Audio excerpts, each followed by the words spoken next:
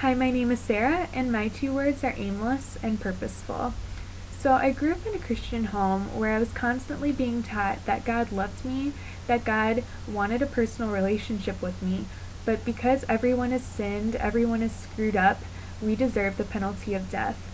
But God sent his son Jesus down into this earth to die on the cross, to take that penalty away from us, and to save us from all that sin. And all we have to do is to ask Jesus to come into our lives and to follow him in order to have a personal relationship with him and have an eternity with him in heaven. So I grew up being taught these things, but the thing that truly led me to accept Jesus into my life was when I was growing up, I felt like I didn't really have a purpose. When people would ask me what I wanted to be when I grew up, I would give a generic answer, but I just thought in the back of my head that I was just going to be another nice girl that no one really knew. I felt like I just didn't have a purpose. I felt like it didn't really matter, and I felt like I was just going to be another number. So that's what led me to wanting something more, and I knew that something more was Jesus. So I prayed that he would have a personal relationship with me.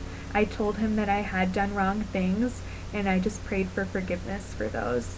So I accepted Jesus into my life, but I felt like the one prayer was enough.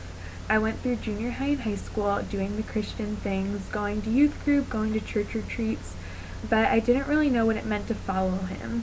I felt like just doing those things, checking the box was enough, but I was doing those things for the approval of others. I was doing those things so that I felt good about myself and I wasn't doing them for God. So coming into college was definitely a big turning point in my faith. I felt the pressures to live the college experience coming in as a freshman girl. I felt like people weren't going to like me if I didn't do those things, and I knew that I had to choose. I had to choose if I was going to stick with what I believed and just give everything to God, to follow him, to do everything I can to just praise him, or was I going to live a life that I thought others wanted me to live. So at that point, I surrendered everything to him. I chose that I was going to live a life looking to him and always doing everything with him in mind.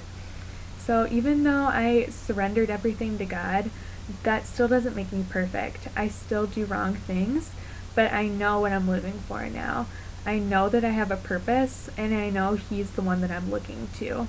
I know that even no matter what I do, I am forgiven in that I have a relationship with him.